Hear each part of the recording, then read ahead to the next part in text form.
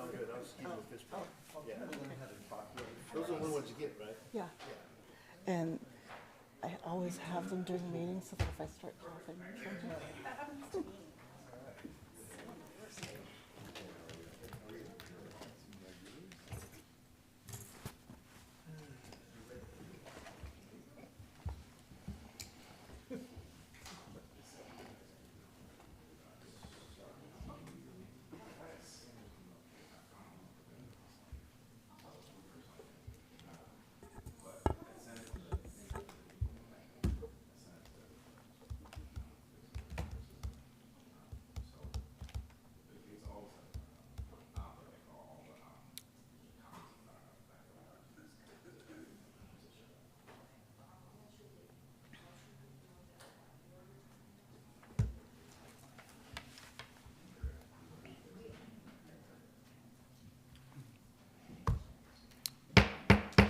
Good evening, everyone, and welcome.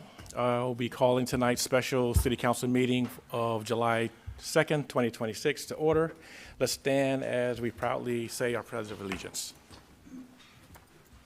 I pledge allegiance to the flag of the United States of America and to the republic for which it stands, one nation, under God, indivisible, with liberty and justice for all. Madam Clerk, can you do a roll call, please? Yes, Councilmember Brando Cruz, Here. Councilmember Melissa Lamatina. Here. Councilmember David Oro, Here. Vice Mayor Mark Joseph, Here. Mayor Pierre Washington. Here. Report on closed session, confirmation of reportable actions. Mr. Summers. Thank you, Mayor. The Mayor and Council met in closed session and considered two items, one of existing litigation, second regarding anticipated litigation as stated in the agenda. The council provided direction to staff and council and took no reportable action on either item. Thank you. Thank you, sir. Any questions for council? None? Thank you, Mr. Summers. Moving on to proclamations and presentations. We actually have one proclamation, but no one to actually receive it. It's for the 4th of July. I'll read it. We'll also be presenting this on Saturday. But I don't have anybody here tonight to receive it, but I will still read it. It's celebrating the 250th anniversary of the United States of America. Whereas on July 4th, 1776, the Declaration of Independence established the United States of America and proclaimed the enduring ideal of liberty, equality, and the pursuit of happiness forever, changing the course of history. And whereas for 250 years, our nation has been shaped by courage, perseverance, innovation, and service of generations of Americans who have worked to strengthen our democracy, expand opportunity, and build a brighter future for those who follow.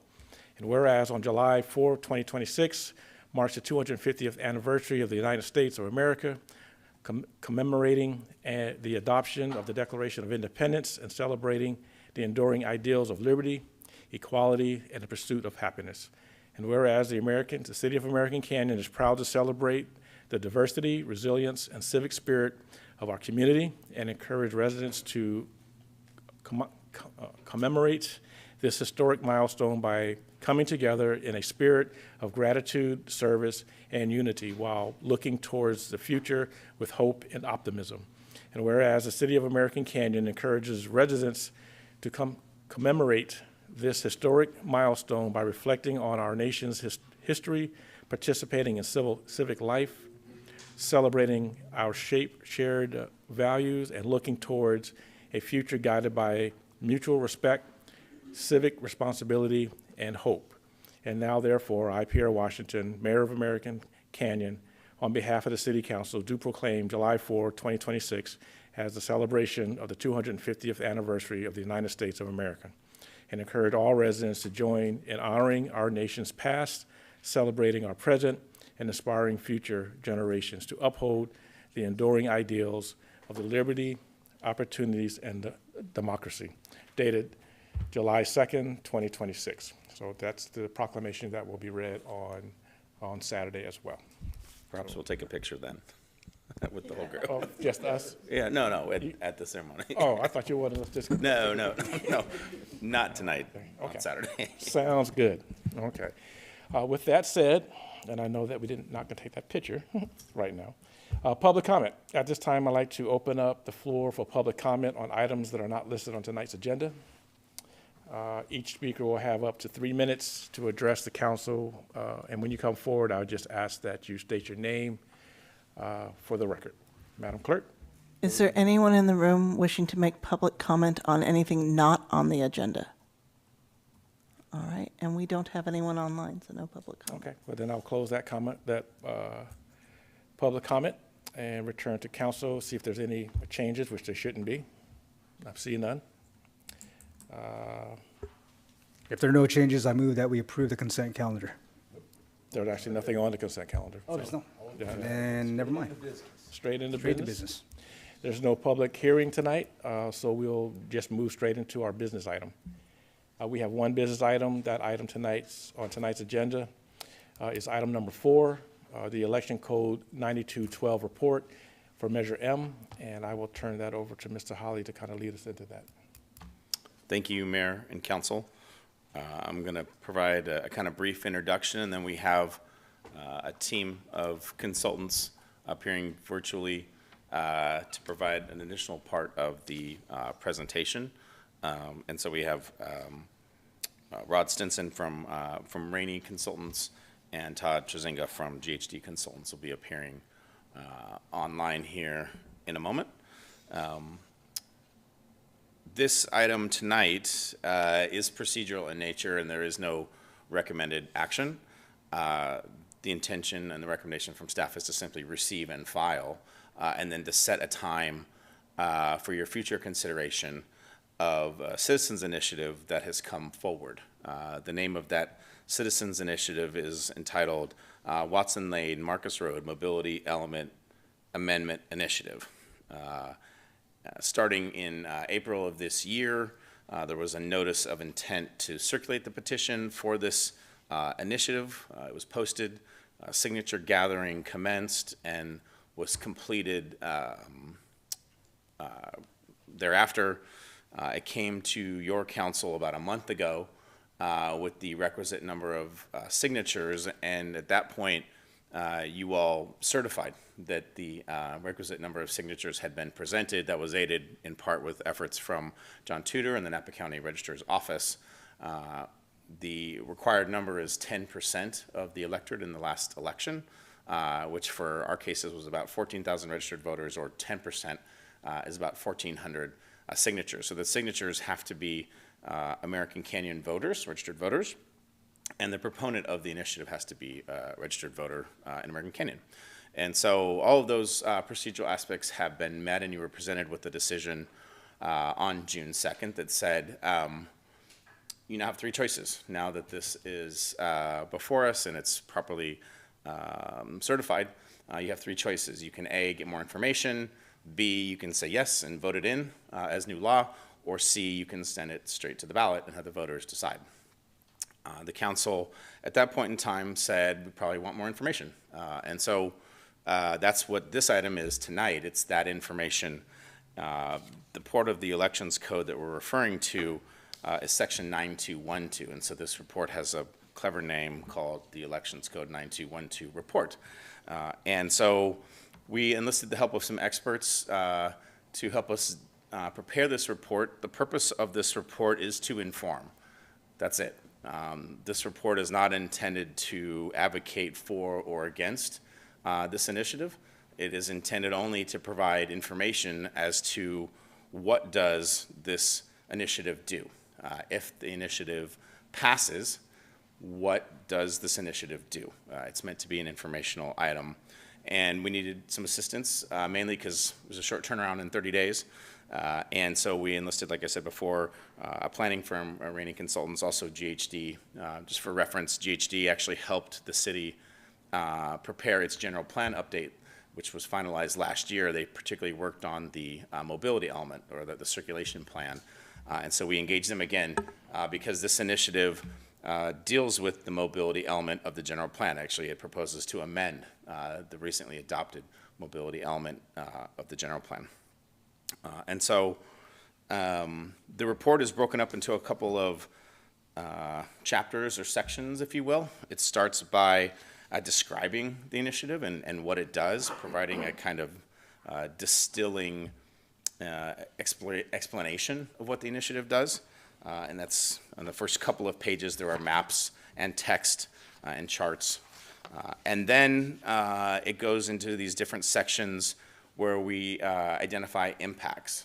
And the list of categories of impacts are specified by the Elections Code. It says the council can order a report talking about these impacts of different categories, fiscal impacts, for example, planning impacts, housing impacts, infrastructure impacts, business impacts, vacant land impacts, other impacts. So the report reads like a table of contents and then those particular sections. So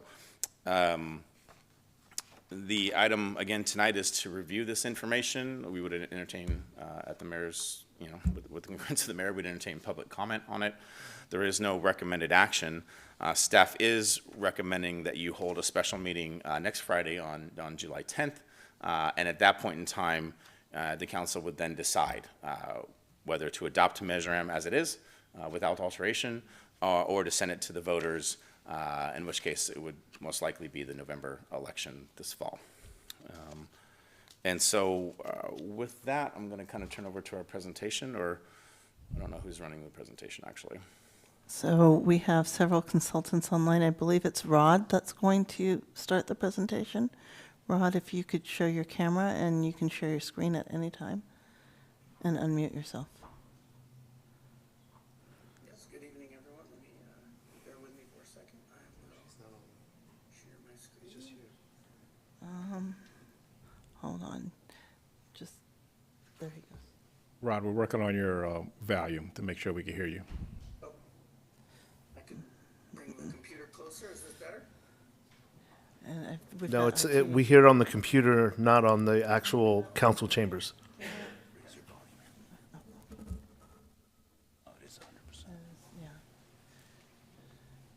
yeah. We've got IT on the way too, so just bear with us for a moment, please.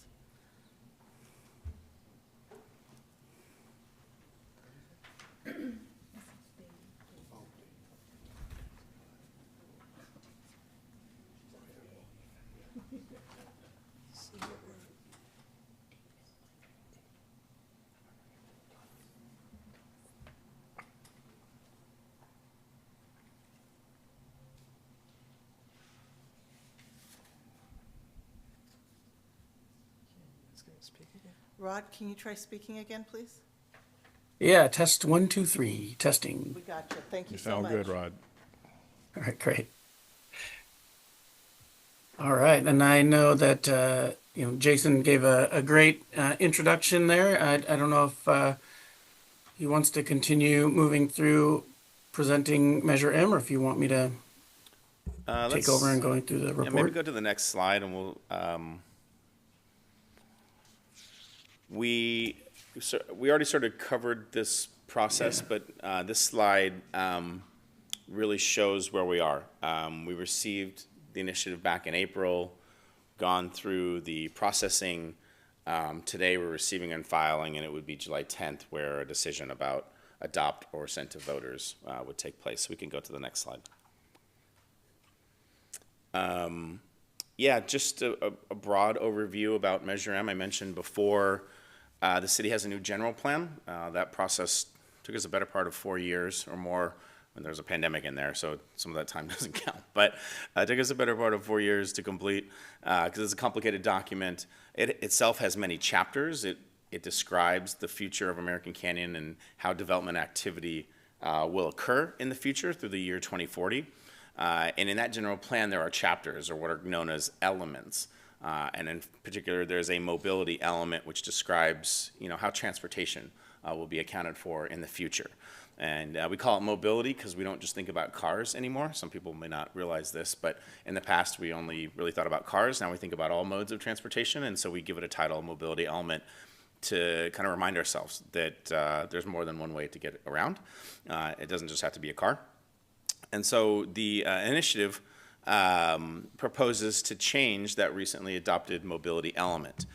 It proposes to add a new connector between Watson Lane a new connection between Watson Lane and Marcus Road. It proposes to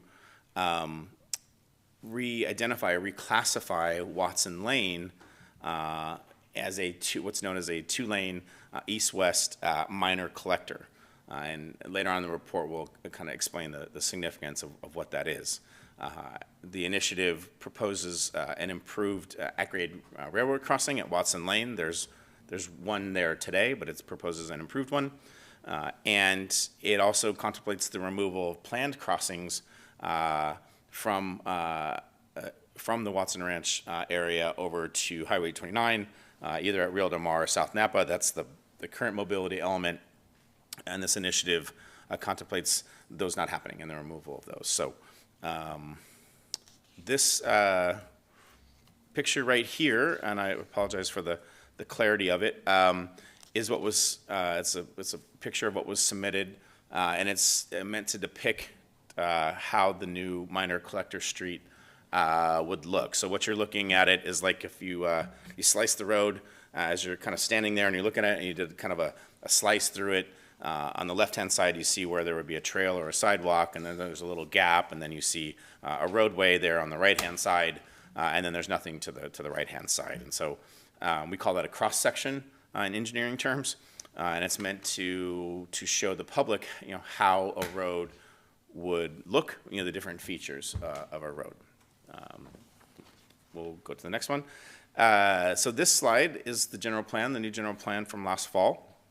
And this is a map of the different transportation improvements, right? Where would the new roads go? What kind of roads would they be? Generally on this map, if it's a solid line, it's a road that's already there. And if it's a dotted road, it's a road that's planned to be but doesn't exist today. And so this is the map from the existing general plan. And then right on cue, this is the map, what the world would look like if the initiative passes, if it's adopted or passes. And so there's proposed changes. Roads would get a different classification. There's a new classification, the minor collector classification, the minor collector modified, I should say, is proposed, and then different roads would follow that classification. And then there's a linkage between Marcus Road and Watson Lane, which you can, I think, see in the middle of the page there, a straight line, a straight connection between Marcus and Watson Lane. And Rod, if you wouldn't mind going back, I wanted to kind of point this out. So right now in our general plan, Marcus Road doesn't show up at all. It's not part of the network.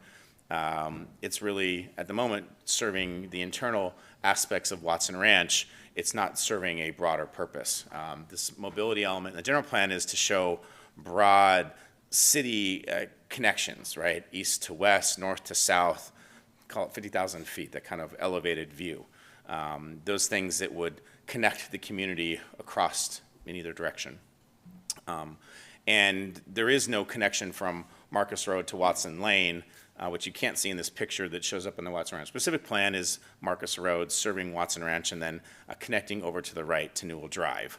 Then go back to the next slide, Rod. What is proposed by the initiative is the straightening out of that road, that this road would then be in the general plan as something serving a broader purpose and connecting straight into Watson Lane. And it also shows, can you go back one more slide, Rod? You'll see Watson Lane doesn't show up on this map either. Our current plan doesn't show Watson Lane because Watson Lane isn't serving anything other than the neighbors that are out there. It doesn't have a broader purpose. And then go slide one more time, Rod, forward. Now what the mobility element would show is Watson Lane having a broader purpose, extending all the way over to Newell and having this connection to Marcus. Next slide, please. Besides just changing pictures, the initiative also changes the text of the mobility element. Here it proposes to add a new policy, policy 1.2.9. I'm not going to read the whole thing, but it proposes to add a new policy. The general plan is a list of tables and charts and policies, things we're trying to accomplish. And this would be another policy that is added to the mobility element. In addition, the initiative is proposing to add other text amendments Here it's describing a Watson Lane Marcus Road connector, which is basically a word version or a textual version of the maps that we just talked about. So those pictures on the map, sometimes it's easier to just have people look at pictures, but these words are meant to further describe those pictures that are up on the map, in particular the new Watson Lane Marcus Road connector. There are also a couple of other text changes proposed by the initiative here. These are more like edits, if you will.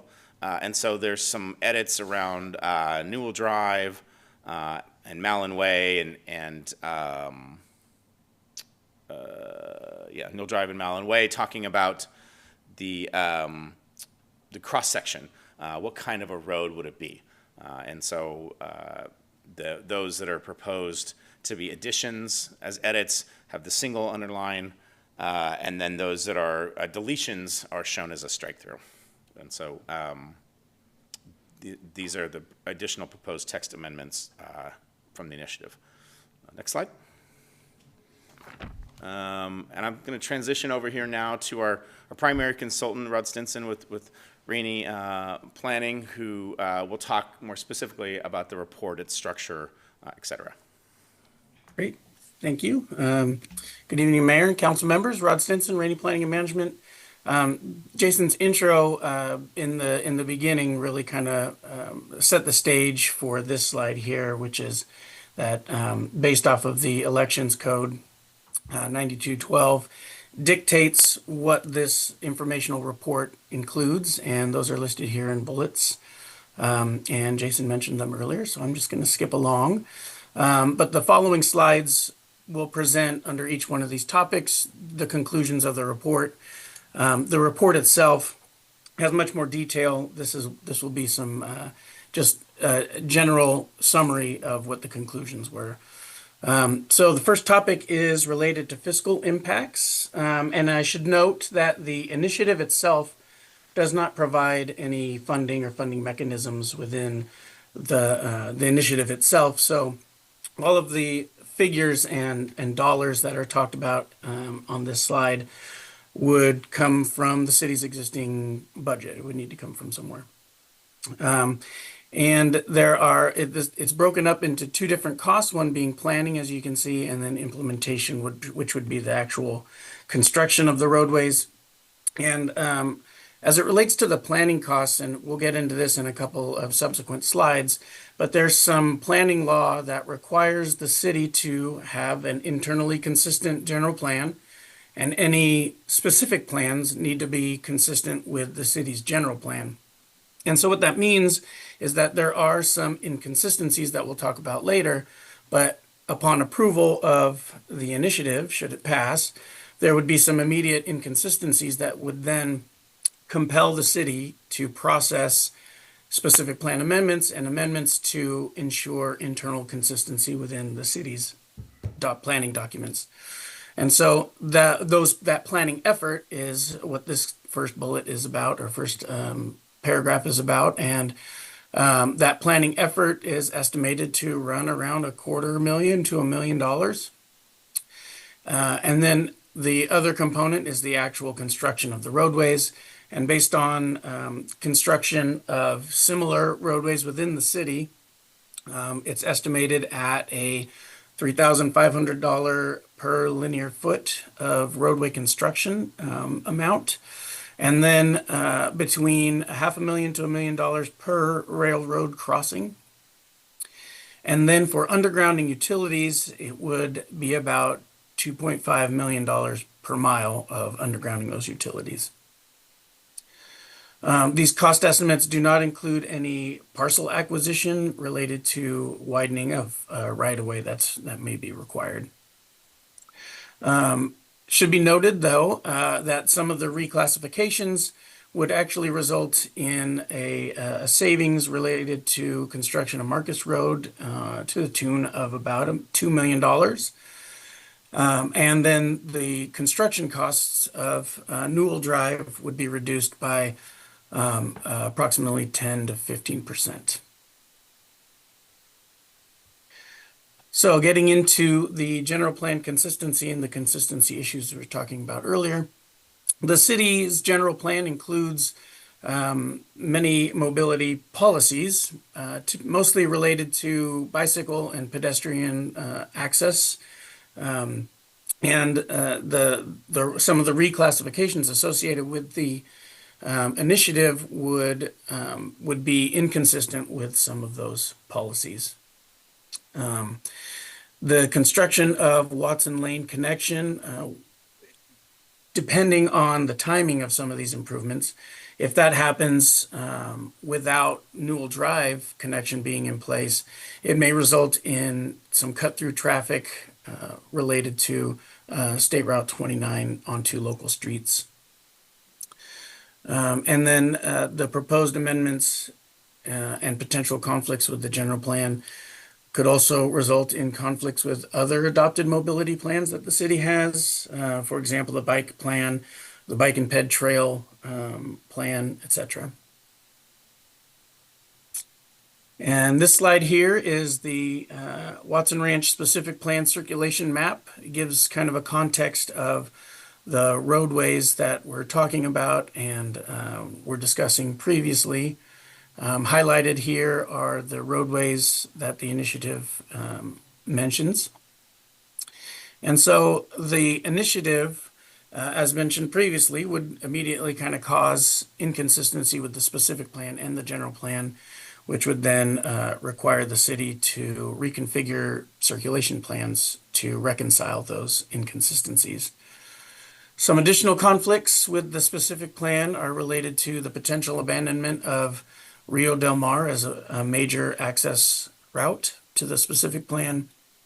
The way that the specific plan has classifications that are consistent with the existing general plan, again, with the initiative would then be, if the initiative was accepted, would then be inconsistent with the existing specific plan, and those would be need to be remedied. In addition, the specific plan has goals and policies related to mobility that would be inconsistent. There would be a lack of a connection between Vine Trail and Marcus Road. And with the approval of the specific plan, there were certain ordinances and resolutions adopted as part of those entitlements. And there would be some potential conflicts with those in particular as well. As it relates to housing, the initiative is not expected to affect the city's ability to meet its RHNA numbers. And despite two existing residences that may be impacted by right-of-way expansion, it's not anticipated that the initiative would result in significant demolition of existing housing elsewhere. As far as infrastructure impacts, there's no direct impact on schools, parks, public facilities, and underground utilities. But existing right-of-way constraints and utility conflicts along Watson Lane specifically would likely require right-of-way acquisition and or utility relocation. And then related to the modified at-grade crossing, the California Public Utilities Commission has some fairly specific safety requirements that the city would be required to coordinate heavily with that agency and may result in some additional right-of-way needed as compared to what the initiative includes. For business impact, the proposed amendments would not discourage businesses from locating in the area. It would not result in any demolition of existing businesses or the significant loss of land that's designated for business. And in fact, the future Marcus Road extension may actually support some of the surrounding commercial in that area. The substitution, however, of Watson Lane for Rio Del Mar and or South Napa Junction, should that happen, could potentially affect transit routes and bus stops, which could impact businesses related to having a direct access to State Route 29. For vacant lands, the Marcus Road extension would move northward across a privately owned and currently vacant lot. And that new roadway area would convert approximately 2.7 acres of the vacant land to roadway use, which has not been anticipated in the existing mobility element. Additional minor impacts to vacant land would occur related to right-of-way for any vacant lots surrounding the redesignated roadways. As for agricultural and open space impacts, the Watson Lane Marcus Road Connector Road would largely be constructed through an area that's designated by the state as farmland of local importance, although that area has been heavily disturbed and is not currently in heavy agricultural production currently. And then the initiative would not impact any open space or areas designated as open space by the city. For business districts, the initiative is focused on roadway improvements and the mobility element, and so would not necessarily impact any business districts within the city. And then in addition, the city does not have any HUD designated revitalization areas, and so no impacts related to that would occur either. And so from here, we're going to get into some traffic impacts. And so we are joined by GHD and Todd Tregenza in particular, and he will be walking through their analysis of traffic impacts. And we'll start with this slide here. So take it away, Todd. Thank you, Rod. And Rod has covered quite thoroughly a lot of the topics here that relate to circulation and mobility. So I'll try to keep things tight and brief. And if there are any questions at the end, I'm happy to take those.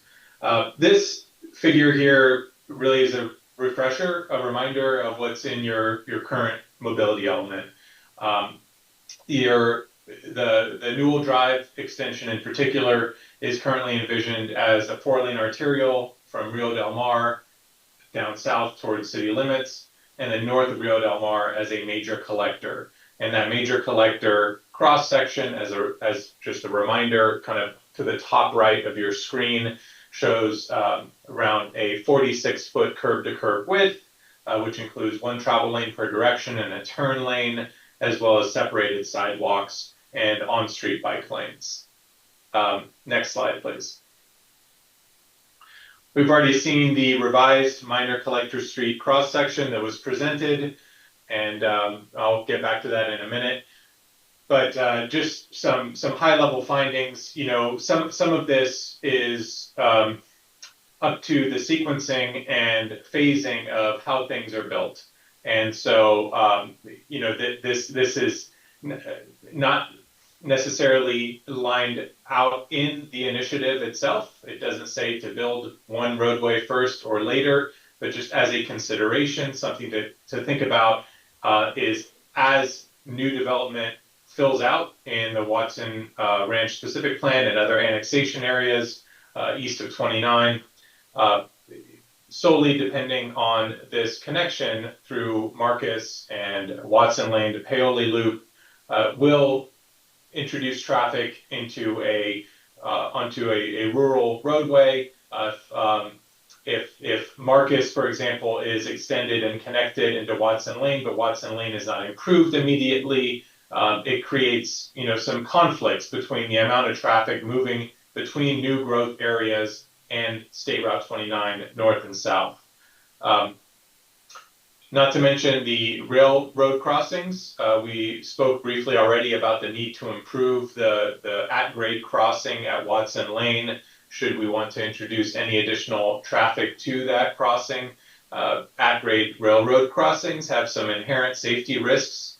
And another thing that was mentioned in the initiative and that Rod mentioned earlier was this statement that the connection at Watson Lane could serve in place in lieu of at-grade crossings at either South Napa Junction, where you have one today, or Rio Del Mar, where one is envisioned in the future. That language in and of itself could result in a built-out circulation element that only has a grade crossing at Watson Lane, quite a bit further north from where they are envisioned today, and that poses some circulation concerns as well as emergency access potentially concerns. Getting to and from 29 from those development areas would be more challenging if you have to go all the way up through Paoli Loop or down towards American Canyon or Donaldson to the south. The cross-section, just to cover that briefly, Jason mentioned at the very beginning, there is some fuzziness to the graphic. It's not entirely clear what all these dimensions are, but there is clearly some variable dimensions. And the one thing I would like to call attention to is that the curb-to-curb width for the minor collector street that's envisioned here along Newell and along Marcus and the other streets through the system, this modified minor collector street does not have an on-street bike lane, which in and of itself may not be a conflict with your circulation policies, mobility element policies to have a multimodal system. But the fact that the trail or separated sidewalk width is variable, that kind of concrete pad off to the left of the cross section, it appears to allow a sidewalk that is too narrow to support bikes on it. And so you could end up in a condition, if adopted like so that you don't have a cross section for these streets as they develop that guarantees a multimodal cross section. With that, I'll move to the next slide. So additional kind of safety impacts related to that cross section. As you recall, the cross section that I referred to earlier, that 3-lane cross section where you have 1 lane per direction and then a center turn lane for a north-south parallel route to 29 has built-in capacity for if there's a vehicle breakdown or another incident on the road, vehicles can pass by. If the minor collector cross section as proposed is constructed as the Newell Drive alignment, it could force vehicles to pass into oncoming traffic if they were trying to pass a parked or broken down or stalled out vehicle. That's something to acknowledge there. And another item also to acknowledge is the lack of on-street bike lanes does force cyclists moving in both directions onto a separated facility. And there are some areas within your circulation system where that bi-directional cycling traffic would interface with directional bike lanes and create some conflict points that need to be managed carefully at intersections or designated crossing points. I think we've already covered the other grade crossings, so I think I will then conclude there, and I believe that's it, unless I'm turning it back over to Rod or Jason. I think that is it, and we'll pass it back to staff at this point. And we're available as a team for any questions should they come up. Thank you, Rod and Todd, for the additional information. At this point, Council, just kind of circling back to why we're here, it's to receive this information, share this information with the public. A lot of information is here. It's 30 some odd pages long. And so, we released the information yesterday. We're hearing it today and the additional information. That's why we're not taking any action. And if there are any questions that that you have or members of the public have in their comment, we'll do our best to try and answer them. And we'll turn it back over to you. Okay. Thank you, Jason, Rod, and Todd, for the presentation. And I'll ask real quick for the council if there's any clarifying questions before I open it up to public comment. Vice Mayor. Yes, I have a lot. Question or clarifying questions? Clarifying, actually. So thank you for the reports. And so I'm going to start with the first one. It's an issue that I raised with the city manager, what I'm calling carrying capacity, and there may be a more appropriate term. But as was mentioned, Marcus Road and Watson Lane were originally designed to essentially be local roads. Watson Lane was just considered to be a country lane road. So, and they have driveways that come out and all that.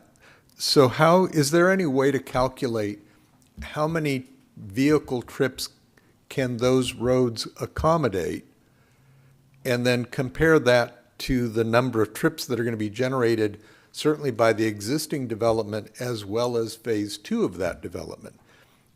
And so what I'm trying to find out is, regardless of anything else, if this was the new circulation, can it handle the trips envisioned in the Watson Ranch plan? And that's the first question. And maybe I'd like to just do it sequentially. Here's my first question, then I'll ask the next, and so on. So how does this relate to the capacity to get trips or get vehicles in and out of the ranch compared to what Newell was originally envisioned to do? Yeah, so appreciate the question, understand the question, Vice Mayor. The purpose of this report is to explain what the initiative does. It isn't a traffic study, and it isn't a study of capacity of roads and things. It does, to the question that you have, we do talk a little bit about the existing general plan and the levels of service. And so I can talk a little traffic theory, and Todd can certainly jump in if he wants. Roadways, as you go straight, generally have a fairly high capacity. It's when you get to a point of conflict where a right-of-way has to be decided of who gets to go first, namely like an intersection, that you end up reducing that capacity. And when you have to stop and then go again, that capacity is reduced. Free-flowing traffic versus stop-and-go traffic and stopping at a right-of-way control. So in the context of what this report looked at, it talked about our existing general plan, and it talked about our level of service standards. When we evaluate traffic, one of the things that we look at still in our general plan is what we call level of service. For those who don't know what level of service is, it's basically like school again, right? A is good, F is bad, and there's gradations. There's a corollary to how long you have to wait. The longer you have to wait, that's considered bad. You get an F. If it's you don't have to wait very long, you get an A, and that's good. We have a level of service standard of D, which means you barely pass, and so that's acceptable. And so there's a certain second of delay that correlates with level of service D. This report doesn't get into the analysis of the Watson Ranch project, the capacity of roads, and so forth, but it does point out that the general plan currently doesn't have level of service standards for Watson Lane or the Watson Lane-Paoli intersection, because we don't have level of service analysis for small neighborhood streets as they go to larger streets like Paoli. And in this case, the initiative doesn't do anything to talk about what a collector intersecting with a collector would do. The rest of our general plan does, right? Where American Canyon Road hits Silver Oak, for example, two higher order streets, we have level of service standards for that intersection because one's an arterial and one's a collector. And so we describe what the acceptable level of service would be at that intersection. The initiative doesn't go through and describe what an acceptable level of service would be under this proposed mobility element for the new Watson Lane-Paoli intersection. And so it kind of points that out. It doesn't say whether it's good or bad, or whether there's capacity or not capacity, and that's not the purpose of the report. It does point out that if a level of service is exceeded, then the general plan says you have to make improvements. You signalize an intersection, you add turn lanes, and so on and so forth. The initiative doesn't talk about how you would do some of that, and so there's some inherent conflict in there. But it doesn't say, and we didn't analyze, and we didn't ask the consultants to analyze how many trips are generated from Watson Ranch. Can they all fit on Marcus Road, or can they all fit on Watson Lane? Because that's not the purpose of the report. It's to describe what the initiative says. Okay. Then the second one is, especially since there's no funding for this, does the city have any legal right to say, until Watson Lane is improved, and apparently, with a right-of-way that varies from 40 to 46 feet, which I think is an interesting road, but until those improvements are made, do we have any legal right to say we're not going to allow that free-flowing? Marcus Road may connect, but we're not going to allow any westbound traffic on Watson Lane until Watson Lane has been improved per these new standards, considering there's no connection currently. Yeah, I mean, if Matt wants to weigh in, he certainly can. My point is going to be only to get back to what the purpose of the report is, which is to describe what the initiative says. Do we have a theoretical right to restrict a movement on a public road? I'm guessing he's going to say it's going to depend on the facts of the particular situation, and it's pretty speculative to kind of point that out, but I don't know if Matt has some more. Yeah, points. I would agree with that. What I would add is that the 9212 report process is to analyze the initiative as proposed and its impacts. And so the initiative does not include in the initiative's own terms any ability for us to throttle or limit traffic on Marcus Road or on Watson Lane. Could we do that under other powers if the initiative were adopted and were passed by the voters? That's an open question that would depend on the engineering, traffic flows, and some more detailed assessment. So then, under one scenario, Marcus Lane could be extended, connect to Watson Lane. There is a road there, and all of a sudden, even though we don't have the money to make any improvements, the traffic could start flowing. That's what's proposed by the initiative. Okay. All right. The next one is kind of relating to the ambiguities. And there's a lot of them, but the one that bugs me the most is the language that says, and I forget the exact wording, that the connections from 29 and Watson Lane, or Watson Lane could be in addition to or in lieu of the connections on 29. You know, it's one or the other. And my question is, who gets to make the decision? You know, I guess, how do we address the fact, I mean, it just seems like it wasn't well thought out, but how do we address the fact that it's one or the other? Do we toss a coin? What I'm going to do to respond is to read the text of the initiative, and we'll start there. So this is in section 3, in that description of the Watson Lane Marcus Road connector. Kind of halfway through, it says to further enhance roadway connectivity to the east-west portions of the city, the existing segment, sorry, this is hard to read. The existing segment of Marcus Road north of Rio Del Mar will be extended northward to connect to Watson Lane. Marcus Road is a minor collector with one motor vehicle lane in each direction, bicycle lane, sidewalks, and parking on one side. The Watson Lane Marcus Road connector, once connected and improved, is recognized as providing a viable connection and a secondary access to the Watson Ranch specific plan, in addition or as a substitute to the Rio Del Mar and South Napa Junction secondary access options. And so I think that's maybe the language that you're talking about. What I will say is the initiative doesn't say who determines in addition or as a substitute to. That language seems to think of some sort of decision-making process. Yeah. The initiative doesn't say who is the decider of that. And so we would look at other statutory setups as deciders. So, maybe. And what I would add to that is that the next sentence continues, quoting, "The construction and improvement of Watson Lane Marcus Road connector will be done in phases as necessary or desired to meet development needs. Thereto the initiative," end quote. Thereto the initiative is, 1, using passive voice, so leaving unsaid who the decision maker is, but 2, the qualifier of that decision is that it's to meet development needs, without specifying as determined by who, which developers, which set of needs. That's another ambiguity inherent in the present language, which we would have to assess if it passed how to resolve that. Okay, so given that, I mean, the city could decide that we still want to punch through 29 at Rio Del Mar, for example.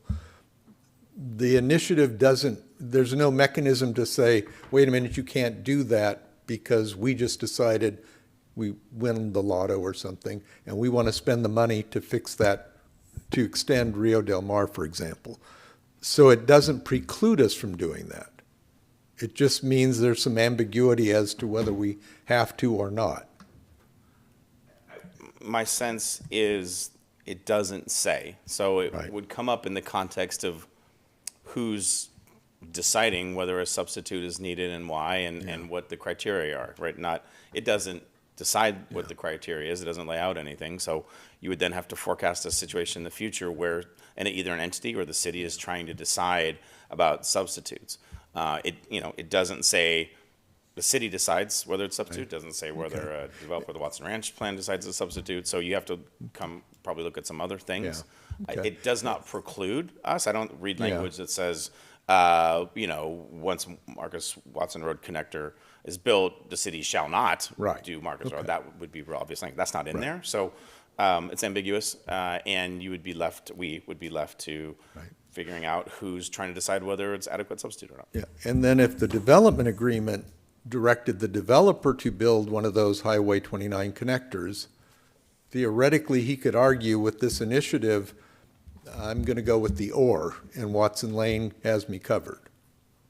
Well, Or, the city has a position of what the plain language of the development agreement says, and it requires one of those connections to happen. So, to the extent that this initiative might be in conflict with that, would be resolved at a future date. Generally speaking, you can't use initiatives to adopt development agreements.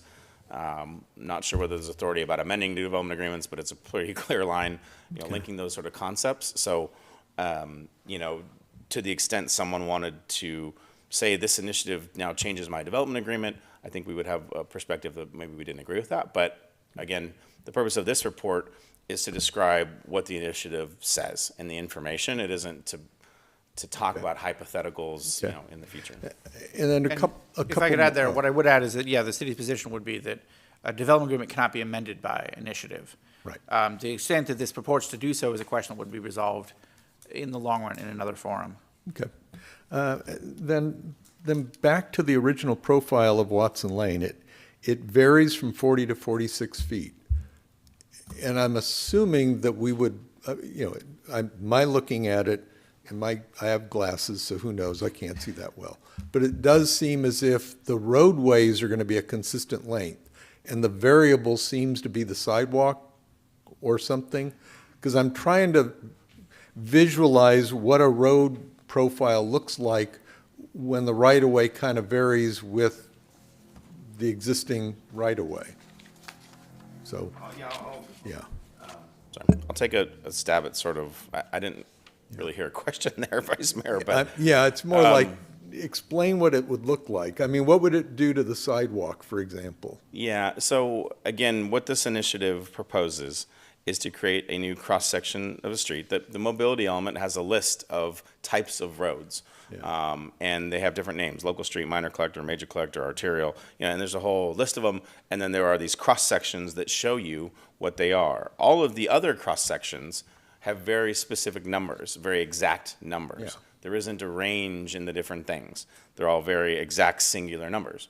What the initiative proposes to add is a cross-section that has variability into it. And that's unlike its, brethren here in the rest of the mobility element. So it's common in an engineering process, a roadway design process, to create typical cross-sections that have variability into it. And that's because roads are not often a perfectly straight line. So sometimes they might be 6 feet wide, and sometimes the sidewalk might be 5 feet 11 inches wide, for example, right? And so it's common in engineering, as you're preparing plans for construction, to have a cross-section with variability into it. But that's not what this drawing is. This drawing is a cross-section in a general plan, or proposed cross-section in a general plan. It's not a construction document. So, the variability doesn't provide any sort of certainty about what would go there. That's what's in there. We're left reacting to what was presented to us. The documents, the actual petitions that went around and signatures were gathered upon, had this exhibit in there. And as folks go and look at the actual numbers that were in there, they were difficult to read. I don't have to require glasses for my eyesight yet, and they were difficult for myself to read. So we, with the consultant team, put on our professional engineering and professional planning, transportation planning hats and said, those numbers are probably this, right? Because you sort of use your expertise and say they probably mean this. And we had them prepare the report based on that probable sort of expert opinion. There would be no sense of creating a report that had, numbers that wouldn't make sense, because the purpose was to try and create a report on our best assumption of it. There wasn't a clear drawing that was brought forward that answered those questions. And there wasn't a description in text either. Oftentimes in construction documents, you will have a picture and then you'll have words that describe the picture so as to remove the ambiguity. In this case, there wasn't that, so we put on our professional hats and made our best guess. But we wouldn't know how to answer that question on what the future is going to look like because of the variability. Okay. Last question. The 9212 point, or the report identifies a number of areas where the general plan is inconsistent with what this initiative is. And in some of those areas, I'm sure we could just amend the general plan and address it that way. But some of it, because of the sidewalks and some of the active transportation elements, if I'm not mistaken, those, as much as we want to think they were our clever ideas, I think they were driven by state policy. So to the extent that the initiative starts eroding our ability to address active transportation responsibilities, even if we can amend our general plan, aren't we going to run afoul of some state clearinghouse that says, wait a minute, you're not providing sidewalks, you're not providing all the amenities that we as a state policy have adopted as these are things you have to do with public roads. To be sarcastic, could they take our bike-friendly status away from us? Well, bike-friendly status is a third-party nonprofit, so I was being they can a do whatever they smart want. But although that would be a shame if they did. But what I would say is there isn't the equivalent. We're familiar with that concept more for housing elements. HCD, for example, a state agency, they have to bless our housing element, and you can't change portions of the housing element and without getting HCD's approval. There is no equivalent for that on the mobility element. So you're left with other plans and other good ideas and conflicts. And yes, there are inconsistencies between this initiative and other parts of the general plan. There are inconsistencies with the Watson Ranch specific plan. And there are potential other consistencies with other plan. I mean, we're limited in the 30 days we had to identify all of the things that there might be some inconsistencies with.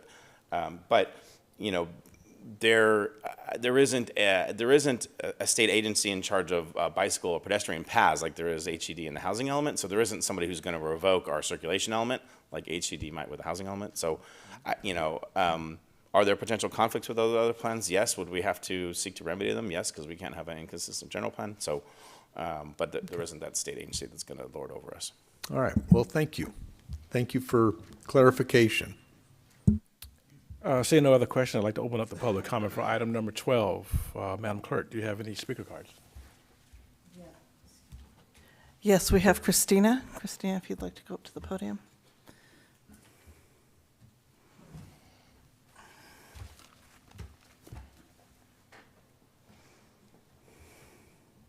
Good evening, Christina. That's a light. Sorry. Good evening, Mayor, council members, city attorney, city manager. Christina Guido with McGrath Properties. This evening, we received the report and the supplemental materials and quickly turned around a letter we'd love to submit to the city, and I have copies here to submit afterward. But I'd like to read whatever I can into the record this evening before my 3 minutes are up. We respectfully respond to the 9212 report and the letter prepared by Rattan and Tucker on behalf of the owners of the Hess Laird property. We'd like to raise these issues for the city's consideration. Rattan and Tucker's letter grossly mischaracterizes Measure M. Namely, it represents the owners of the Hess Laird property. Rattan and Tucker does not represent the interests of the American Canyon community and the electorate. The letter fails to acknowledge that the people's power of direct legislation is constitutionally based, zealously protected by the courts, and is by definition a pushback to the status quo, a rejection to what Rattan and Tucker refers to as years of comprehensive planning and environmental study. That's the constitutional right of the people. They can legally disagree with such years of comprehensive planning and environmental study, take matters into their own hands, and decide what they determine to be a better future for their community. And that's what has been started here with Measure M. Measure M directly states in Section 1 that the initiative amends the mobility element of the general plan by designating a new Watson Lane connector to provide northern access to the city's planned areas of development, including connections to Newell Drive and Marcus Road, as well as clean up other omissions in the 2040 general plan's mobility element. This new Watson Lane would be developed with specific improvement standards that provide safe travel for the public. Measure M further states in Section 1 that this is our city, our community, and the decision as to what is right for American Canyon. It is time for the voters of American Canyon to stand up and improve circulation at the northern end of the city. Supporting this initiative measure and its general plan amendment will ensure improved circulation in the northern reaches of the city of American Canyon. Rattan and Tucker and their clients, the Hess Laird property owners, may refer to the status quo, but it's not their call. It's the will of the people of American Canyon through their direct power of initiative, which is being exercised here. Rattan and Tucker is incorrect about what other land use regulations Measure M had to include. Under California planning and zoning law, if the American Canyon General Plan is amended, for example through Measure M, the Watson Ranch specific plan and zoning and all other subservient city land use regulations are to be amended consistent with that amended general plan. With 10 seconds left, may I give a copy of this to Madam Clerk or Mr. Summers? Give to the clerk and then she'll distribute it. Thank you. And thank you, Christina.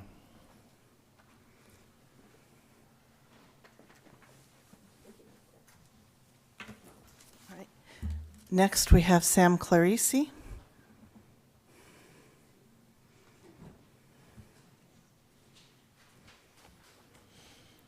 Good evening, Sam. Good evening, Mayor, council members, and neighbors. For weeks, we've been told Measure M is about fire safety, what's best for the community. But the city's own 9212 report says the lane is not the safest solution. In fact, it warns that if Watson Lane is built before Newell Drive, emergency response could actually be worse because of the at-grade railroad crossing.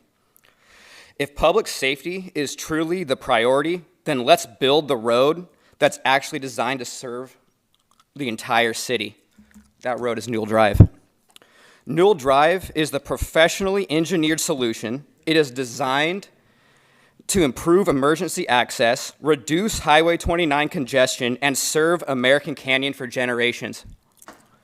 Instead, we're being asked to accept a shortcut through an established neighborhood because it's cheaper for one developer.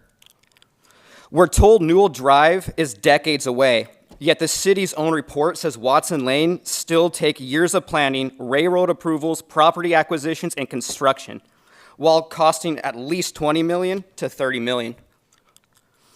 And here's what frustrates me the most. This developer wants the benefit of Newell Drive. In fact, he loves Newell Drive, but he doesn't want to help pay for it. Instead, he wants the taxpayers and longtime Watson Lane residents to bear the burden while he gets a cheaper route to Highway 29. McGrath might act like the friendly neighborhood developer, but he's not. American Canyon deserves a real commuter relief, real emergency planning, and real accountability. This project benefits the developer, and the developer should help pay for Newell Drive instead of asking our community to settle for less. I urge you to reject this absolute joke of a measure and hold the developer accountable. Thank you. Thank you, Sam. And before the next speaker comes up, I would just ask that the speakers address the council. I know that it could be an emotional moment, but I just want to focus it on the council. And I agree. Can we technically check what's going on? I'm getting some feedback that it may be getting recorded, but the people watching TV can't hear the sound. Is there any way to verify that? I'll say it again. David? Not necessarily, but. Mark, is that on the TV or is that on the, we have a variety of channels we broadcast on. I'm guessing it's Channel 28. We broadcast on YouTube, we broadcast on other channels, but So it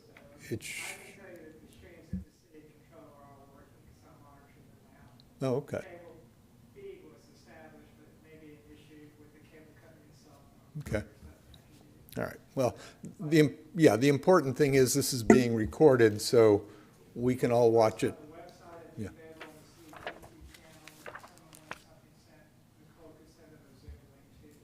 Okay. Okay. Okay, thanks. And I'll note that the meeting can legally proceed, given that we are present fully here in person with all the agendas in place, and the other channels, including YouTube and the Zoom link, are available through the city's website. Thank you. And I would ask the city manager, just to help the speakers out, if we could tilt the monitor this way. I think that would help. Yeah. Thanks, Juan. I appreciate it.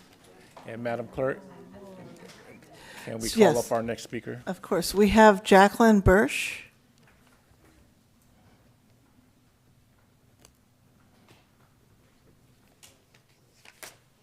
Good evening, Jacqueline. Good evening. I like it pointed this way. Something that just stuck with me that was said just before, not with Sam, but before. What is right for the community? What's happening is not right. It's not right for the community. It's not right for the residents whatsoever. What is right is not to be greedy. It shows in what was just shown to us. It's saving him money. It's taking away a lot for this family, generations that were there. We have stuck to it. Our generations have. And now to save what is right is to stick to Noel Drive. That's what it is. People are arguing, suing each other, doing all that. Now there's individual families being involved that should not be involved in all this. We love being involved now. We're hearing everything, all the plans. We weren't part of the city, anything before. Now to know what's actually happening is important to us.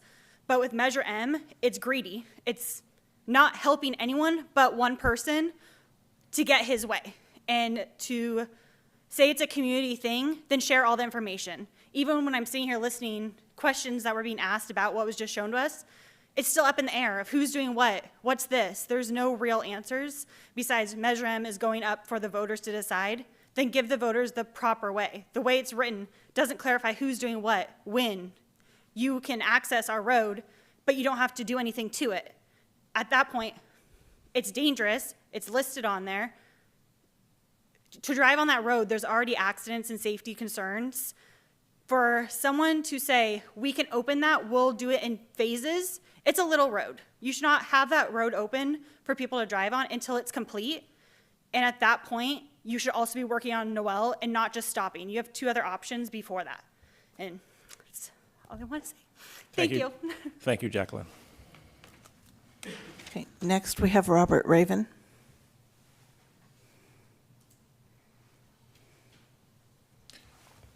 Good evening, Robert. Hi, it's good seeing y'all again. I was just interested how kind of limited the study was. I mean, I understand that was just a study of what's in the ballot initiative, M, but you kind of just been talking about what's left out.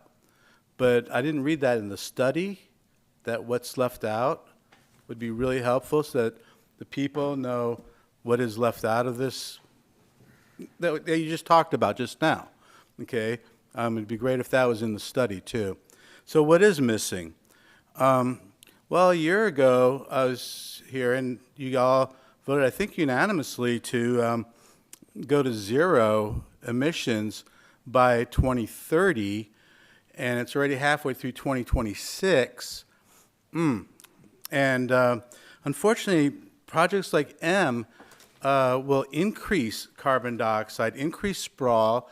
They'll be car dependent. There's no way a bus is going to be going up there. You can't walk downtown from there. You have to drive a car. And unless they're all electric cars, it'll increase carbon dioxide in our emissions, which is the opposite direction that a year ago y'all pledged, I think unanimously, to go that direct, to zero. So the way to do it is, of course, to do infill. Instead of building that road, you could pop it out. I think it's Rio Del Mar and South Napa Junction. It's right there. You could see it. I mean, for sure, a fire truck can get in that way, and people can evacuate that way if need be. It's right there. Right now, as of right now, people cannot walk from those the Watson developments back there to 229. They can't walk to Walmart or any of that stuff if you wanted to go there. And you'd have to drive. Watson Ranch is car dependent, even though it's yards from downtown. It's the wrong way to go that way. We need to open those other roads. Also, everyone's talking about fire access. Well, there are 2 access points for the Watson Ranch as it exists. Right to Donaldson, right to the fire station and police station right there. You can't get any closer. And so with exits right to 29, should be no problem, should be fixed. Another issue that was not in the report was any traffic study. What would happen to the eastbound traffic? Would Amazon trucks be going that way because Google says that's quicker, right, than going on 29? Would 18-wheelers be allowed going down that street into your neighborhoods? Thank you. Thank you, Robert. Next, we have Sam Clarice Sr.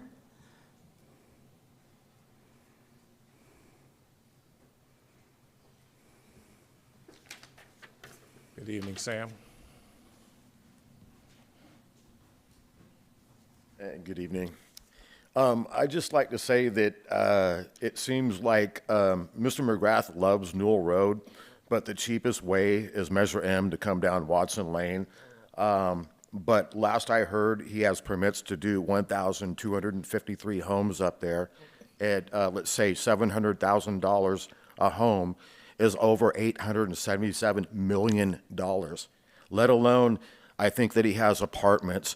So we're talking $1 billion project, and he doesn't have the money to do his fair share of Newell Drive.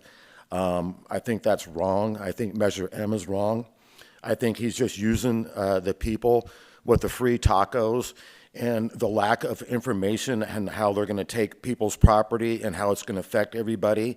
Even he himself, when we met with him, with my wife and neighbors, said that it wasn't going to alleviate traffic at all. I think Newell Drive would be the best thing for the community to alleviate traffic for the community, not only Watson Ranch, and have a safe way out in case there is an emergency. So anyway, thank you. Thank you, Sam. Next, we have Jeanette Goich.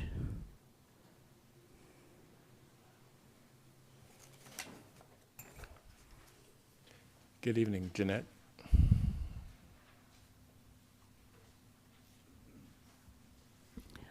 Good evening, Mayor Washington, City Council members, and members of the public.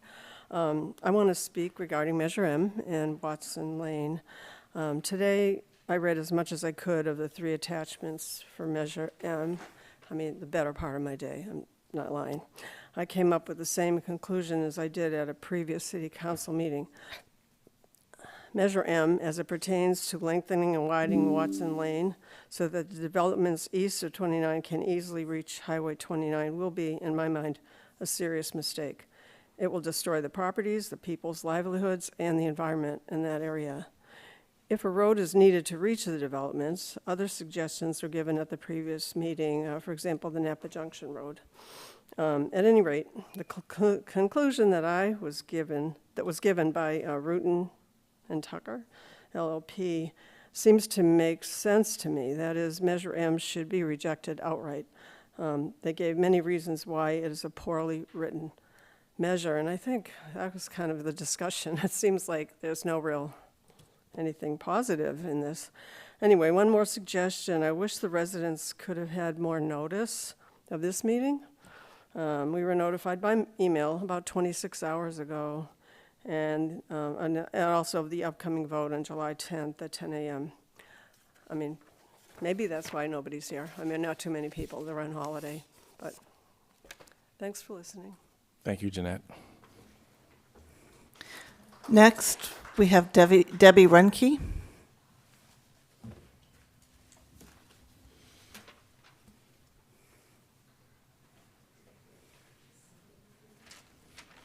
Good evening, Debbie. Good evening, Council. I'm going to apologize. I'm a little disorganized tonight because, like Jeanette said, it was a lot of information. I did my best to look it over. I agree with most of what other people have already said. I'm really frustrated that one developer seems to think he's the boss of American Canyon and is going to come in and tell us what should be done, because he seems to have been a little short-sighted in this project, from my point of view. I think the developer works for us or for you. You guys work for us, right? We vote for you, and developers come to you, and that's how things get approved and move along. I think he needs to do his part. Newell obviously has to happen. I don't know if it'll happen in my lifetime. I've said that before. It'll be great. I don't think Watson Lane is the answer. I don't want to see people that have lived there for generations lose their land. I'm also concerned that I've heard that because they're not part of the city limits, unless this annexation happens, they don't even get to vote on it. So we're going to put it on the ballot, but they don't get to vote on it? That sounds crazy to me. So I'm kind of leaning towards, I don't even want to see it on the ballot at this point, because I don't think it's fair that we're going to decide what happens with their livelihood and their property. I'm going to run out of time. You still have a minute and 45. I think the measure is purposely ambiguous and vague. And that's why we can't answer all the questions, because that's how he wants it. We don't have to have all the information, and then he's going to drag it out in court, and this whole thing is just going to go on and on and on, I feel like. So my vote, and I don't know if this is even an option. The report said that they recommend it gets rejected outright, but in what I saw in the city documents, it says you have to either adopt or submit to the ballot. So I'm not sure on that part. Did we pass the point that we can outright take this off the table, or? We're not going to open it up for I a know you're not going dialogue. to answer that, but that's We just, will it would answer just, that. I just read like two different things on these two different reports, so that was just a question I had. I'll be back on the 10th and see where you go with it, but right now I don't want to make a decision that affects the livelihood of the people that live there. I don't think that's right. That's kind of my point. Sorry, I was so jumbled. Next, we have Matt Francois. And thank you, Debbie. Good evening, Matt. Good evening, Mayor. Thank you for the welcome. Greetings, City Council. Matt Francois with Rattan and Tucker. We are the Land Use Council for the Hess Laird property owners. We strongly oppose this proposed initiative measure. It's deeply flawed, and it violates several independent provisions of the election code. So Ms. Guido is correct that, of course, the local voters have the right to submit an initiative for the ballot. The other part that she didn't mention, though, is it has to comply with state law. And for at least 10 or 12 reasons that are outlined in my lengthy letter to you, this measure does not comply with any of those provisions. So these include things like creating internal plan inconsistencies, violating the full text and single subject rules, impairing essential governmental functions like the way you adopt capital improvement plans and budgets. There's nothing in this about funding this roadway expansion, but they're imposing the obligation on the city residents and other developers to address this issue for them. It also it consists of an improper directory measure. So for all of these reasons that are outlined in our letter, we would urge you to vote to not put this measure on the ballot. Napa County faced a very similar type of flawed additive measure a few years back dealing with the tree preservation ordinance. And because of these internal inconsistencies, they voted to not put it on the ballot. That was challenged, of course. Napa County was upheld by both the trial court and the Court of Appeal in a reported decision. I won't try to the point I want to make is that obviously, and I serve on a city council too, so I appreciate your service. I served on a planning commission before that. I know the years of effort that goes into adopting a general plan. And I know the time and the public comment that goes into it. And I know the thousands of pages of environmental documents that comprise it. And they're based on things like traffic studies and noise studies and air quality studies. So just last November, you adopted a very thorough, well thought out circulation plan that reflected all of those studies that you had done and all of that public input that had come in. And now, less than 6 months later, you're being faced with a document that doesn't answer any of those questions, that didn't do a traffic study, that didn't do an air quality study, that didn't do a noise study, and you're asked to just accept it on faith that this is going to work out all right and that there won't be any impacts. You don't have the proof in terms of actual studies that these impacts are being mitigated as they should be. So again, we would urge the council to not place this unlawful measure on the ballot. We're happy to answer any questions you have, and thank you for your time. Thank you. Thank you, Matt. Next, we have Jessica Sanders.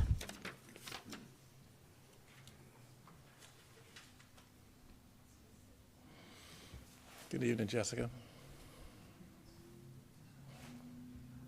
I'm a little less nervous this time. Good evening, Mr. Mayor and City Council. I wasn't planning on speaking tonight, so I came up here looking like I hauled sheep all day, because I did, so I apologize. But I just wrote something down a few moments ago. I guess that doesn't give me a chance to panic for weeks about it. But a previous speaker mentioned improving circulation. I can't let that go unchecked. Mr. McGrath told us personally that we wouldn't have to worry about traffic on our road because it would be so inconvenient for people to use, commuters wouldn't use it. He said that traffic would also be limited because all it would take was someone getting stuck behind an 8-minute train, which I timed, while it changed rails. He also suggested that we speak to the city about, sorry, I think I skipped a spot. He said the traffic would also be limited because all it would take for someone to get stuck behind an 8-minute train while it changed rails. He also suggested that we speak to the city about getting a camera to ticket non-residents of Watson Lane and Watson Ranch for using the road, which I don't believe is even legal. So how much circulation can it really improve? Thank you for letting me jump up here real fast, unplanned. So thank you very much. Thank you, Jessica. Before I go to online comment, is there anyone else in the room that would like to speak? Okay, I have Justin Hamilton Hull online. Justin, please unmute yourself. Thank you, Ms. Cole, and good evening. I can note that this is especially me on Thursday night.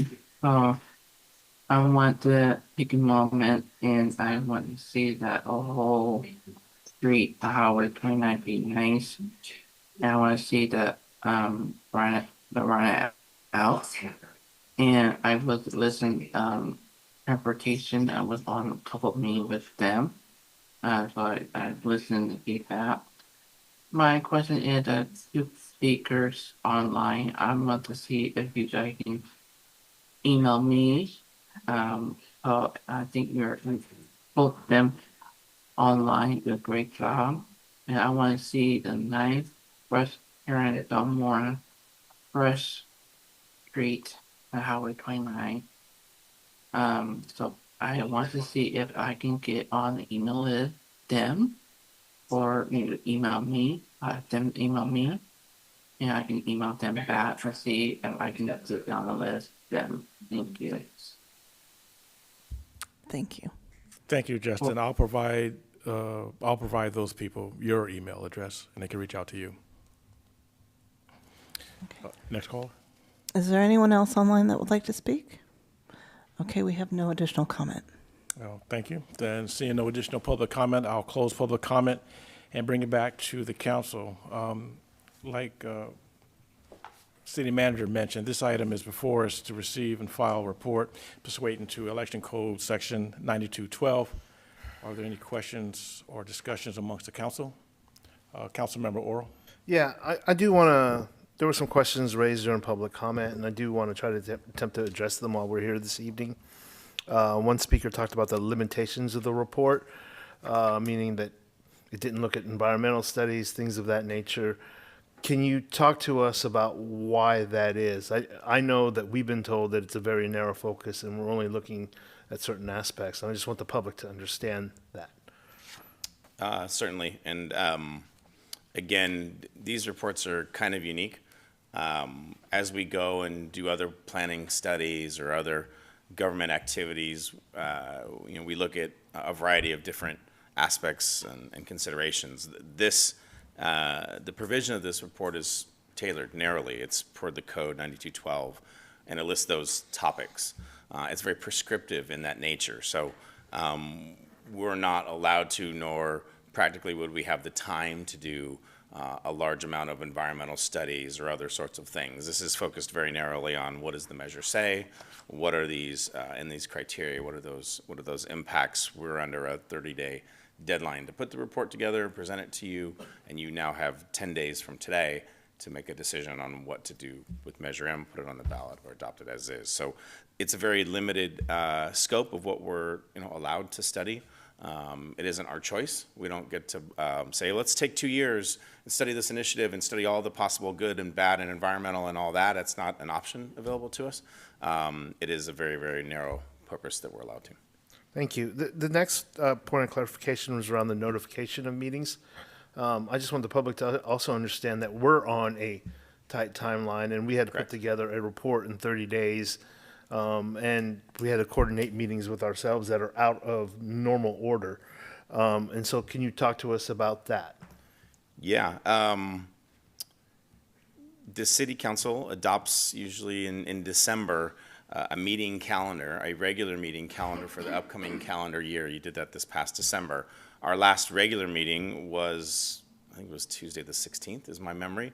That was our June 16th meeting. That was our last regular city council meeting. We're not due again to meet regularly until July 21st. It's been the practice of the council to have a summer recess because honestly we all need a little vacation sometimes. And so we don't have any regular meetings set up. And then faced with this measure with the very, very prescriptive timeframes and the limitations that we have to follow, we have to call special meetings because there is the next regular meeting is July 21st. That is outside of the deadline that is in these election codes based on when the petitioner sent us the documents. So we didn't have a choice to wait until your regular meeting of July 21st because that would have been too long. And so we now have to call this series of special meetings. And we needed, honestly, every bit of time to put this 30-page report together. We did our best to comprehensively follow the topics that are in the elections code, but there's quite a bit in here. And there's a lot of things that we had to consider and review, and there was a team, I'm proud of the work that they pulled together and did, but, we couldn't take this practically and get it on July 2nd and go, okay, and 2 weeks later, here's your report and at the next regular meeting. So you didn't have any more regular meetings on your calendar, and we couldn't have even waited until next Tuesday, the 7th, which may have already been, under other circumstances, a regular meeting, because we would have run out of time. Yeah, so it's based on election code and law and all that. Okay, 100%. Great. This would be a good segue to say that this is how difficult it is because our next meeting's on Friday, July 10th. Correct.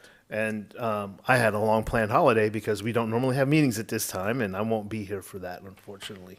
And kind of disappointed that I won't be. So then the other thing was I just wanted for people to understand, yes, there is $1 billion being invested, or between $500 million to $1 billion being invested in American Canyon around the Watson Ranch project.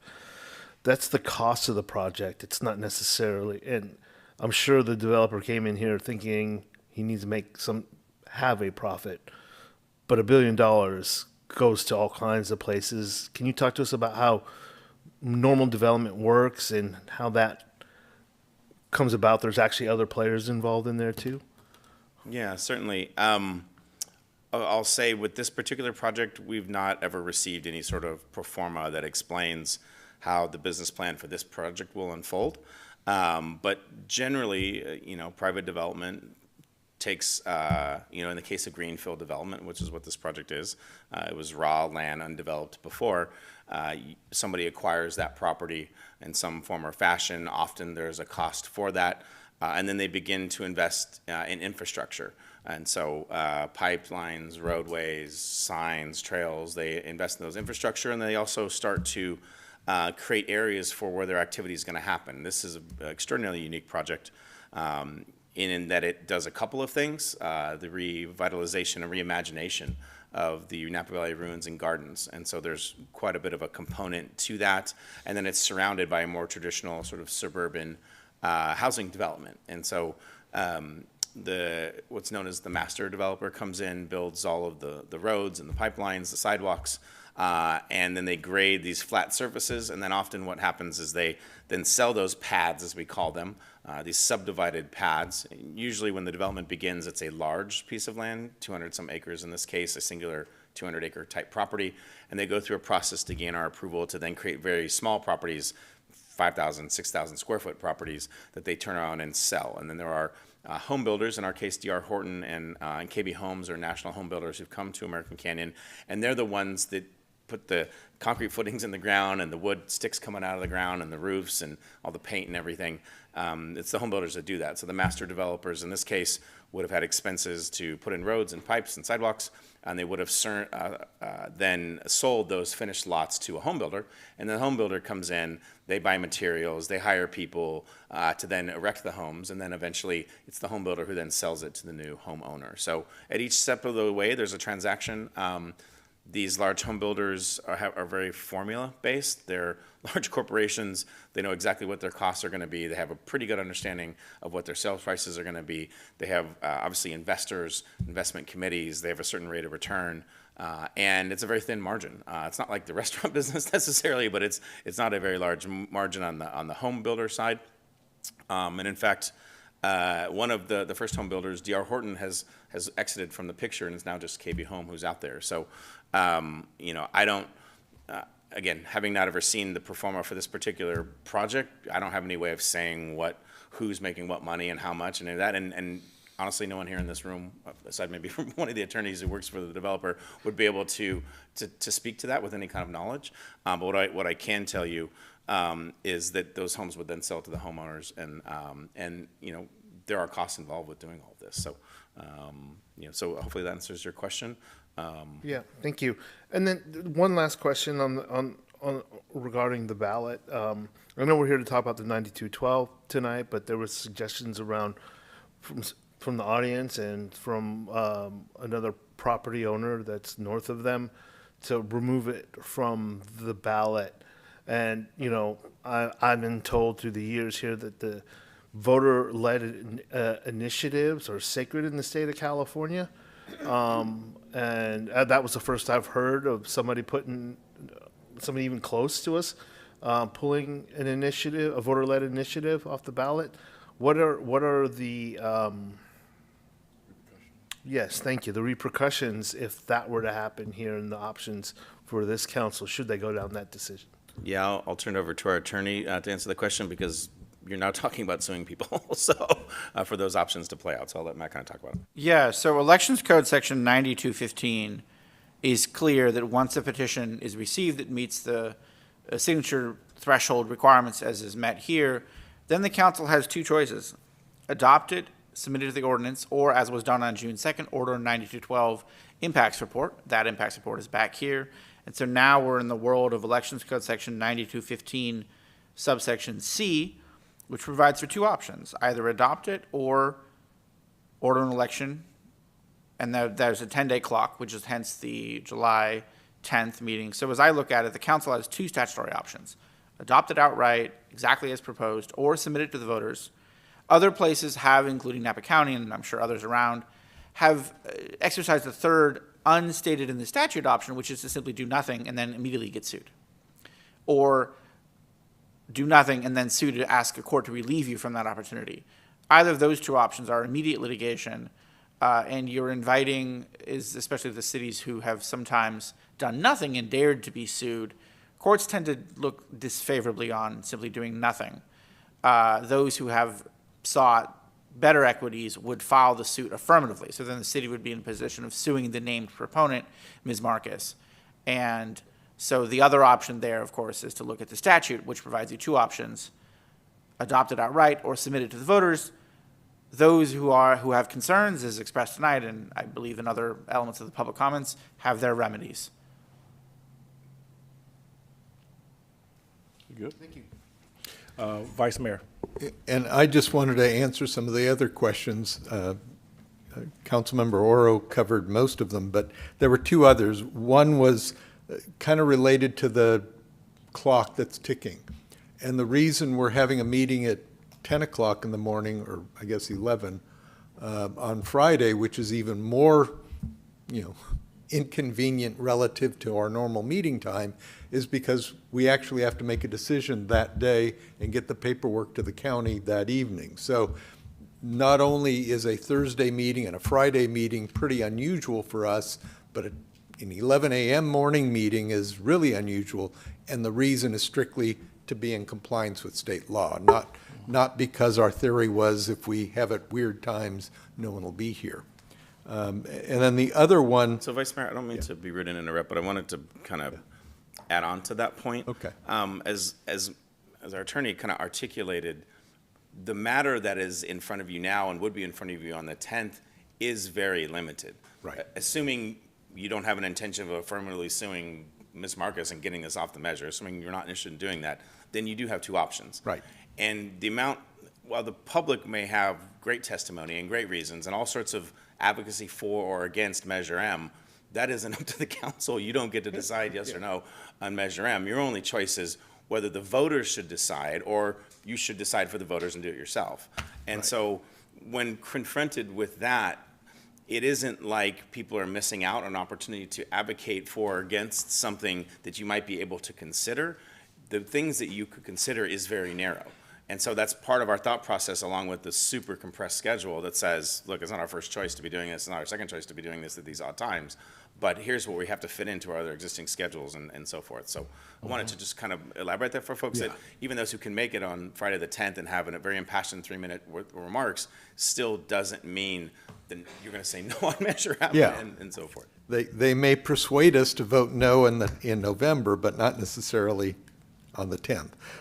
The only other one was, there might have been some confusion about two options or three. The two options, the two traditional options for us is either approve it outright or send it to the voters. The third option, as our attorney pointed out, is kind of the unofficial one, and that is what the attachment is arguing, is we should just sue to not have it on the ballot. That is an option, I guess, but it's a little more problematic, or at least more expensive. So, again, not arguing anything, but trying to clarify some of the questions that people had so that they don't walk away thinking, why'd we schedule these weird meeting times, and is there 2 options, 3 options, or what? So, For me, I want to give you a little bit more airtime for our city attorney. And bring it back to what we're here for tonight. That's the 9212 report. And I guess for the benefit of the public, what would you say, Attorney, as the most significant consideration identified in this report that the council should be weighing in on for next week? Thank you, Mayor. I think there's a couple points as the council considers the two basic options: to adopt it outright or submit it to the voters, perhaps submitting it with acknowledgement of the reservations and the reservations of the concerns. Is a couple points. One, the no new funding. Nothing in Measure M, as drafted, provides any funding sources. So the question becomes, how will these adjusted roadways be paid for? And how will these adjusted transportation elements, including the proposed expanded crossing at Watson Lane, be paid for? Second is the inconsistencies with the general plan, the remainder of the mobility element, the Watson Ranch specific plan, and the development agreement, as laid out in the report and is in commentary tonight. How do those inconsistencies get resolved in the best way? Mindful that there's a hierarchy. The general plan is at the top. This Measure M purports to amend the mobility element, so that creates it. That's part of the general plan, is thus at the top, but there's those identified inconsistencies with the general plan, and then below that you have the specific plan, and together with the DA and the other entitlements, and how do all of those inconsistencies get wrapped up? And then last, as the council is assessing, again, the impacts, what are the potential impacts of routing apparently significant traffic through Watson Lane and then to Paler Loop and then on to 29? And what does that look like on the on-the-ground, real-world impacts? As noted, we don't have a traffic study prepared tonight because that's beyond the bounds of Elections Code Section 9212, but that's one of the main questions to be considering as the community and the council's assessing the options for the 10th and the community the options thereafter. And I'll also note the, as we've noted, the basic options, of course, are adopted outright or submitted to the voters. And as part of that, it's not uncommon for councils to submit a matter to the voters that there are concerns about. And then those who have immediate concerns have remedies, and the voters have the ultimate remedies. Thank you, sir. Thank you. So if there's no other further comment from the council, I will entertain a motion to receive and file this Election Code 9212 report, and I guess direct staff to schedule the special city council meeting for July 10th as recommended. I'll make that motion. We have a motion. I'll second. We have a second. And can we get a roll call, please, Madam Clerk? Councilmember Brando Cruz, Yes. Councilmember Melissa Lamatina, Yes. Councilmember David Oro, Yes. Vice Mayor Mark Joseph, Yes. Mayor Pierre Washington. Yes. We've concluded our business for this evening on behalf of the City of American Canyon, and thank you for all that came here this evening. We are adjourned, and enjoy your 4th of July. Happy America. Good night, American Canyon.